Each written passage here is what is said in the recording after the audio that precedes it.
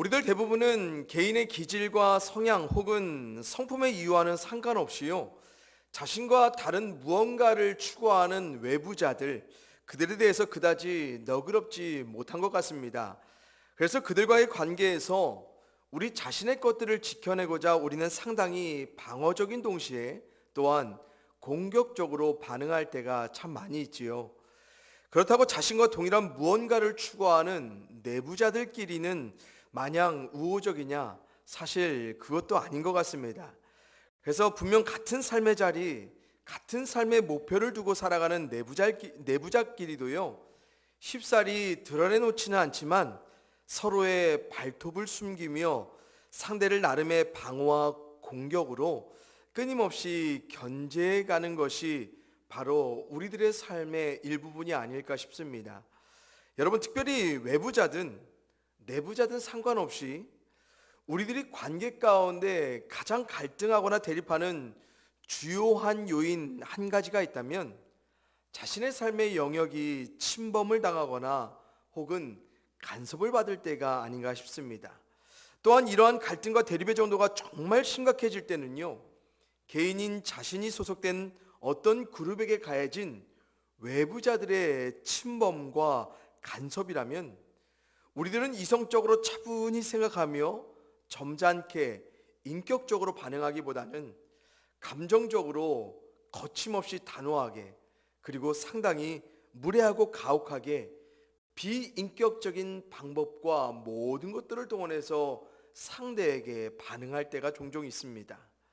그런데 참 부끄럽고 안타까운 사실은요, 이런 현상들이 우리 신앙인들 가운데서도 현대 진행형으로 아주 빈번하게 벌어진다는 것입니다. 또한 더욱 창피한 사실은 우리가 생각하는 다른 외부자들의 침범과 간섭이라는 것이요, 신앙과 신앙의 이유를 떠난 지극히 사사로운 개인의 그룹의 감정적인 이유 혹은 이해관계들의 충돌이라는 것입니다. 그래서 이런 이유들로 같은 기독신앙을 추구하는 우리 내부자들끼리도요, 끊임없이 교회의 성도들 사이에서, 그리고 기독교회들 가운데서 어떤 결과들이 보여집니까?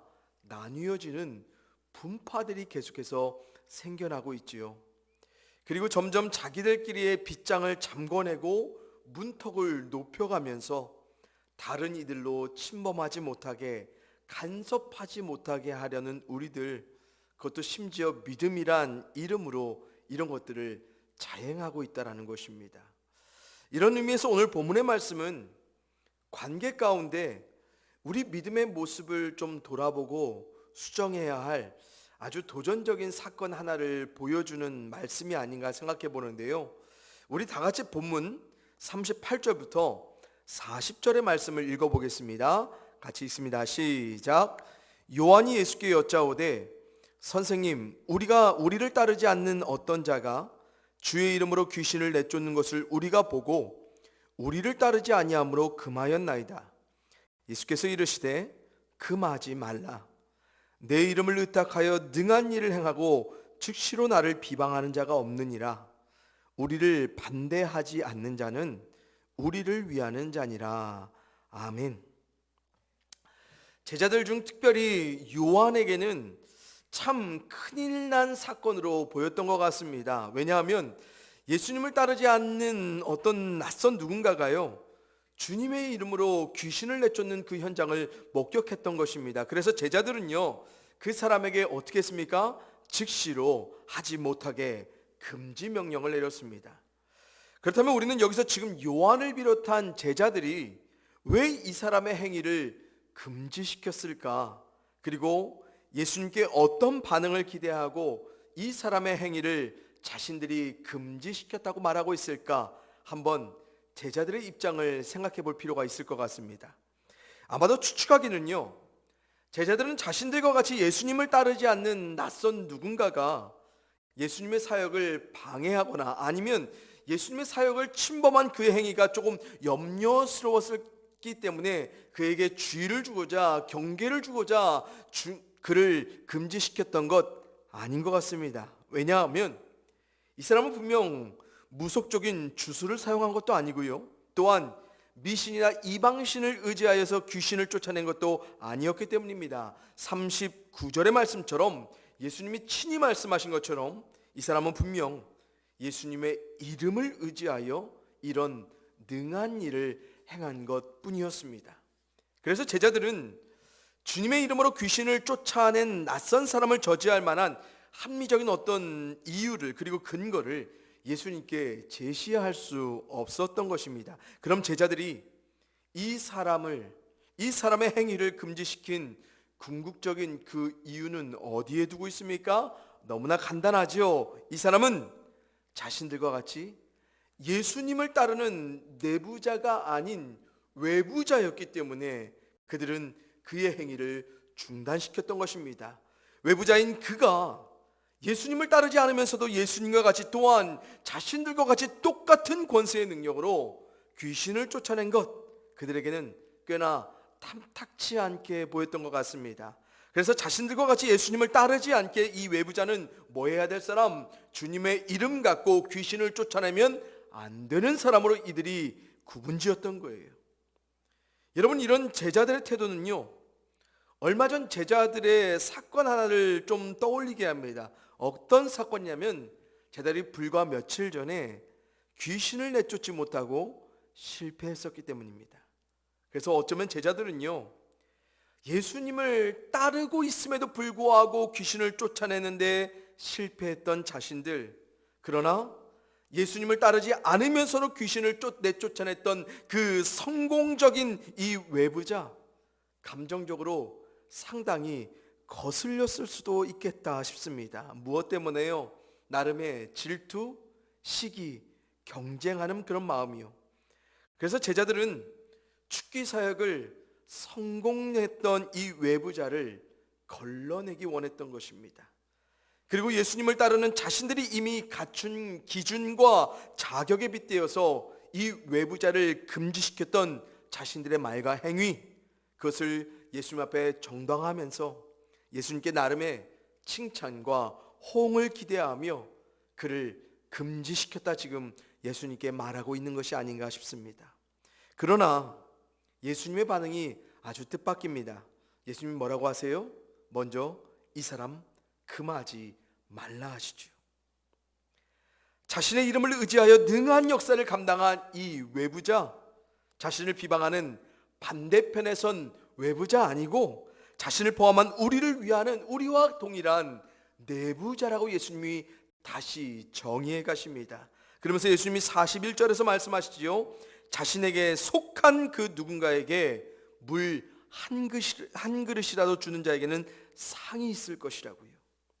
특별히 예수님 당시 날씨가 무더운 팔레스타인 지역에서요, 누군가에게 물 한 잔을 대접하는 이 행위는요, 상대를 굉장히 환대하는 매우 중요한 당시의 문화적 행위였습니다. 그러기에 예수님은 거듭 방점을 찍으시는 거예요. 제자들이 외부자로 찍어내려 했던 그 사람, 주님 보시기에는 자신에게 속한 내부자라는 것입니다. 그러기에 그를 환대하라고 말씀하십니다. 그리고 앞으로도 그런 자들을 환대하며 주님께 잃어버릴 수 없는 그 상을 취하라고 도전하시지요. 여러분, 이 당시 예수님의 이런 반응과 말씀들의 제자들 아마도 상당히 당황스럽고 얼굴이 빨개지도록 부끄럽고 무안하지 않았을까 생각해 봅니다. 여러분, 이런 제자들의 모습에서 어떤 사건 하나가 여러분 좀 오버랩 되지 않습니까? 마가복음 3장에서요, 안식일에 손마른 사람을 고쳐주신 사랑과 긍휼이 가득하셨던 그 예수님, 그런데 안식일을 지키지 않고 사람을 회복하신 일을 행했다고 타박했던 바리새인들, 지금 제자들의 모습이요, 이때의 바리새인들의 모습하고 너무 닮아 있어요. 귀신에 사로잡혀 고통하며 괴로워하는 사람을 주님의 이름을 의지하여 담대한 믿음으로 귀신과 당당히 맞서 자유케 하고 회복케 한 이 사람에게, 이 사람은요, 무관심해요. 단지 자신들과 같이 예수님을 따르지 않는다는 기준과 자격으로 이 사람을 외부자로 낙인 찍어가며 그의 행위를 저지하려는 제자들의 모습, 당시 자신들이 기준한 율법에 맞춰주지 아니하는 예수님께 정했던 바리새인들의 모습과 너무 똑 닮아 있지요. 예수님을 따르지만 정말 예수님을 따르는 사람인가 싶을 정도로 참 제자들의 마음이 무심해요. 여러분, 그렇다면 제자들이 왜 그랬을까요?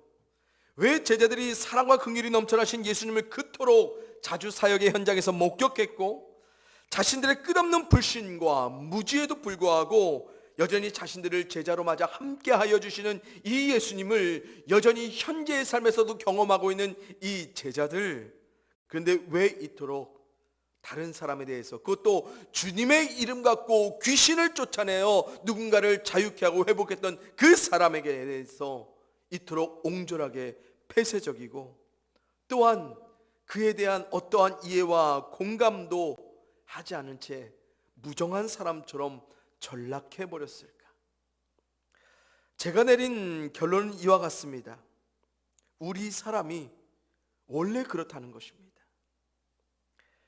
우리의 타고난 죄된 본성이, 또 우리가 살아가면서 삶을 학습하면서 관계하였던 삶의 모습들 가운데 남겨진 것들이 남들을 그렇게 호의적으로, 그리고 아무리 좋은 일을 하는 사람도 그렇게 좋은 대로 있는 그대로 우리가 관계 안에 바라보지 않는다는 것입니다. 우리는 외부자든 내부자든 사람들 가운데 나름 배타적입니다. 이런 사람의 배타적인 본성을요, 미국의 레리 오스본이라는 목사님이 이렇게 말씀을 하세요. 우리는 특별히 무언가의 일원이 되는 길을 찾고 난 후 배타성을 창조하고 유지하려는 본성을 가지고 있다. 우리는 자신이 얻은 무언가를 붙들고 싶어 한다. 자격 없는 이들을 드리고 싶어 하지 않는 것이다. 때로는 단순히 자신이 얻은 것을 다른 사람과 나누고 싶어 하지 않는다라고 말씀하십니다.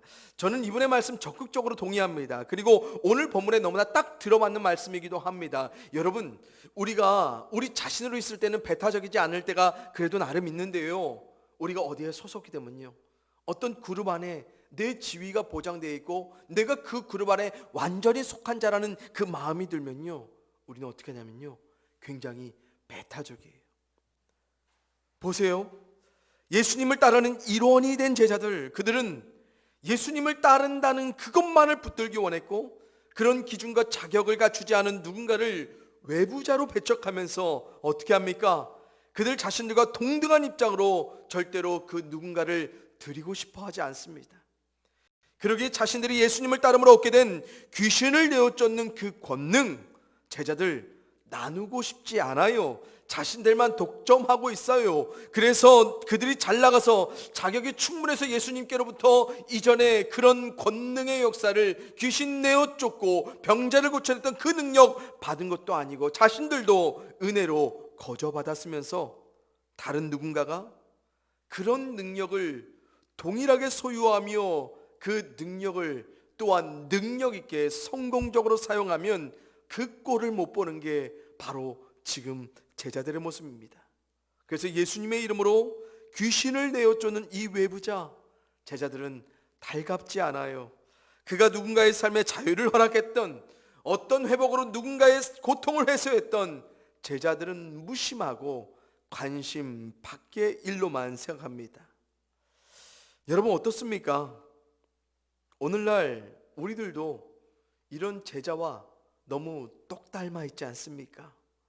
믿음을 가졌다는 우리들도 여전히 이렇지 않습니까? 예수 따르고 하나님 믿는다는 우리들 이러지 않습니까? 여러분, 이런 일들이 얼마나 우리 가운데 빈번하게 일어났냐면, 그래서 오죽하면 가까운 사촌이 땅을 사도 배가 아픈 우리들이라는 속담이 생겨났겠습니까? 어때요? 우리 사람이 원래 그래요. 그래서 우리들이 어떻습니까? 우리 내부적으로도 우리가 속한 사역, 우리가 속한 모임에 웬만해서는 다른 이들을 잘 들여가지 않지요. 새로운 누군가를 정말 새로운 마음으로 받아들이며 함께 하려는 마음들 우리 가운데 늘 뒷전입니다. 그리고 이미 우리가 정해놓은, 우리가 하고 있는, 내가 유지하고 있는 그 상태로 누군가를 그 안에 끼워 맞추려고 하죠. 그리고 그 안에 끼워 맞춰주지 않는 그 사람 뭐라고 단정해요? 외부자로 우리는 규정합니다. 그래서 우리에게 속한 내부자들을 우리는 불편해해요. 내부자로 새롭게 다가온 그 사람으로 인해 조정되고 바뀌어져야 할 우리의 사역과 모임들 우리는 달가워하지 않아요. 왜요? 너무나 폐쇄적이고 너무나 배타적인 우리들의 본성이 있고 우리들의 학습된 마음들이 있기 때문에요. 그리고 자신들의 조직에 끼지 못하는 누군가를 누구의 탓으로만 돌립니까? 그들을 은혜로서 환대하지 못한 우리 내부자들의 잘못으로, 그리고 회개의 거리로 삼기는커녕 내부자로 끼지 못한 외부자들의 탓으로만 돌리죠.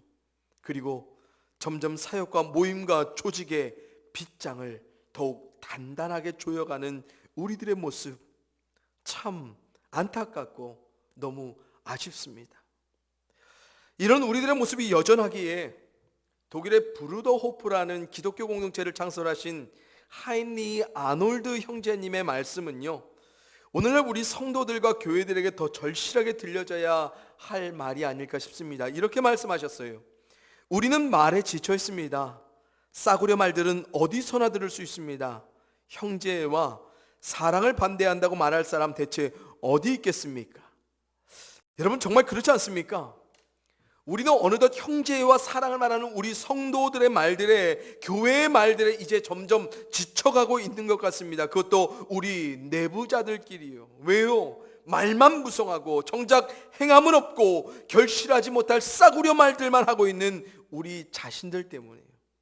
심지어는 교회를 통해 듣게 되는 하나님의 말씀, 하나님이 사랑에 관한 말씀도 우리는 이제 지쳐 있습니다. 왜요? 여러분들, 우리들이 이 세상 가운데 하나님의 말씀 안에서 사랑이란 말을 떠올릴 때면 사랑과 관계된 얼마나 많은 성품들을 우리가 찾아내며 떠올려 볼 수 있겠습니까? 그런데 문제 뭡니까? 성경의 말들은 너무 많이 아는데, 그래서 사랑과 관계된 성경의 말들은 우리의 머릿속에 가득한데, 이 모든 것들이 행함과 진실함으로, 말이 믿음으로, 삶의 순종으로 옮겨지는 우리들은 거의 없어요.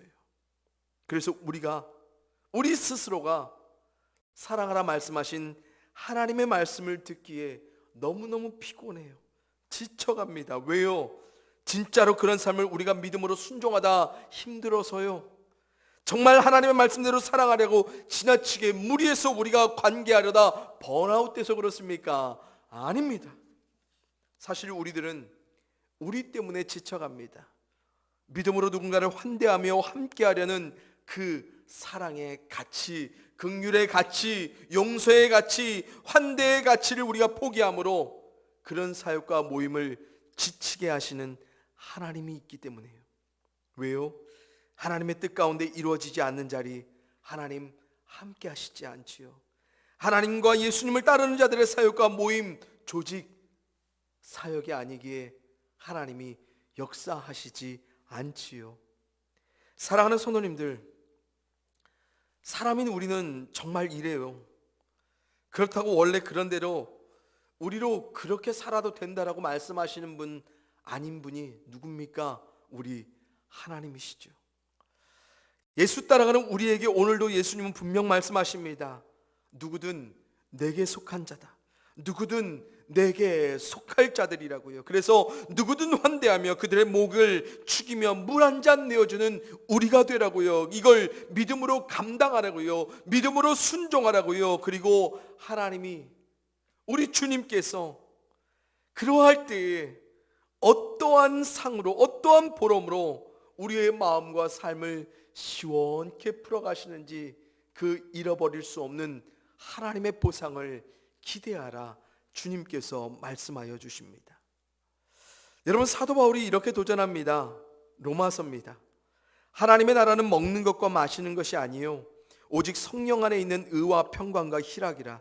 이로써 그리스도를 섬기는 자는 하나님을 기쁘시게 하며 사람에게도 칭찬을 받느니라. 아멘. 여러분, 이 말씀이 어떤 상황 가운데 주어진 것인지 아십니까? 먹는 것과 마시는 것으로 서로를 외부자로 낙인 찍어가려는 믿음의 내부자들을 향한 말씀입니다. 여러분, 놀랍지 않습니까? 그깟 먹는 것, 뭐가 그렇게 중요하다고요? 뭘 마시는지 뭐가 그렇게 대단한 기준이 된다고요? 이것들 때문에 믿음을 기준하여 자격을 부여해가며 하나님을 섬기는 것과 아니한 것과 그리스도를 따르는 것과 아는 자로서 나뉘게 했던 이 교회의 모습들, 이 성도들의 모습들. 그래서 사도 바울이 도전합니다. 정말 그리스도를 섬기는 자라면 성령 안에서 서로의 의로움과 평강과 희락을 추구하며 하나님을 기쁘시게 할 뿐 아니라 사람 간에도 뭐하라고요? 서로 칭찬받으라 말합니다. 여러분, 지난주 말씀드린 것처럼 우린 때론 너무 확증 편향적인 경향이 있습니다. 믿음 안에서는 더욱 그런 것 같아요. 하나님을 기쁘시게 하는 삶, 사람의 형편, 감정 모두 배제하는 것으로요. 그래서 사람에게 칭찬받을 만한 것은 철저히 세속적인 거로만 여기고요. 그들과 더불어 함께하기 위해 하나님께 기쁨 되는 삶은 우리는 철저히 뭐합니까? 배척합니다. 때론 그거 아예 깡그리 무시합니다. 그러나 그렇지 않습니다. 하나님은 우리 사람의 하나님이세요. 그래서 하나님께 기쁨 되기 원하는 자의 믿음은요, 사람을 배제하지 않아요. 그러기에 하나님과 사람 모두가 기뻐할 수 있는 삶을 믿음으로 추구해요. 그 안에서 하나님은 기쁨의 영광을 받으시고 사람은 칭찬과 감사를 느끼죠. 여러분, 그렇다고 이 말씀 사람 눈치 보면서 사람을 중심하여 교회와 교회의 성도들이 뭔가를 맞춰내기에 정정긍긍하라, 그런 말씀 절대로 아닌 줄 아시지요? 우리의 이유와 목적은 늘 하나님이세요. 그분의 뜻이고 그분의 영광이에요. 그러나 그분의 뜻과 영광 안에 늘 우리 사람이, 내부자든 외부자든 모든 사람이 주님께 속해 있기에 그분께 속한 그들 모두를 우리는 뭐 해야 돼요? 환대해야 하는 것입니다. 이제 말씀을 맺어봅니다. 많이 들어본 속담일 겁니다. 안에서 새는 바가지 밖에서도 샌다고요. 우리가 우리 내부적으로도 하나님의 사랑 안에, 예수님을 따르는 믿음 안에 누군가를 담아내지 못하면요, 세상에서 관계하는 그 누구도 우리 닮지 못할 게 뻔합니다. 그래서 하나님은 끊임없이 우리에게 하나님에 속한 믿음의 공동체들 안에서 확인하게 하시고 또 시험하게 하시고, 그리고 우리가 먼저 더불어 함께하는 그 모습을 통해 이 세상 가운데 하나님의 사랑을 확증해 가시고 선포해 가십니다. 바라옵기는 우리 질그릇교회 그런 교회 되었으면 좋겠습니다. 그래서 우리끼리의 기쁨보다 앞선 하나님의 기쁨 된 삶을 믿음으로 먼저 주목할 줄 알고, 우리의 기준과 자격은 늘 가장 밑으로 두고 늘 훨씬 우리보다 넓게 열려있는 하나님의 사랑의 그 기준과 자격으로 우리가 관계하며 누군가를 환대할 수 있기를, 그리고 질그릇같이 연약한 우리들에게 심히 큰 능력으로 함께 하셔서 누군가를 하나님의 사람으로 맞아주게 하실 그 은혜를, 그리고 우리와 관계하는 누군가를 가감없이 상관없이 환대하게 하실 그 하나님의 능력을 우리가 더욱더 소망하고 기대할 수 있기를 소원합니다. 그리고 그런 우리들의 모습을 통해 영광 받으실 하나님을 기대하며, 더불어 하나님의 부르심 가운데 이런 쓰임 받는 우리들의 삶에 주님 약속의 말씀과 같이요, 결코 잃어버릴 수 없는 그 상 베푸실 하나님을 소망 안에 믿음으로 바라보며 살아갈 수 있는 우리들이기도 간절히 소원을 드립니다. 사랑하는 성도님들, 우리 주님께 속한 이 세상의 모든 자들을 환대하십시다. 그들 모두에게 물 한 잔 내어주는 정말로 시원한 삶의 존재, 그 누구에게도 환영받지 못하는 그 누군가가 나를 통하여서, 우리를 통하여서 시원한 삶의 한 줄기를 느껴갈 수 있기를 주님의 이름으로 간절히 축원을 드립니다. 기도하겠습니다. 사랑의 아버지 하나님, 감사합니다.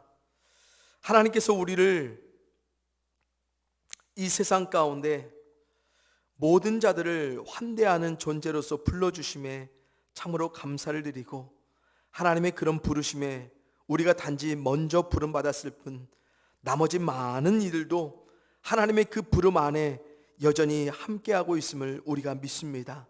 주님 그러기 때문에 이 세상의 모든 자들은 주님께 속해 있습니다. 그러기에 우리와 관계하는 모든 자들을 우리는 환대하며 그들의 삶에 목을 축여가는 그 삶을 우리가 믿음으로 감당해야 할 줄 압니다.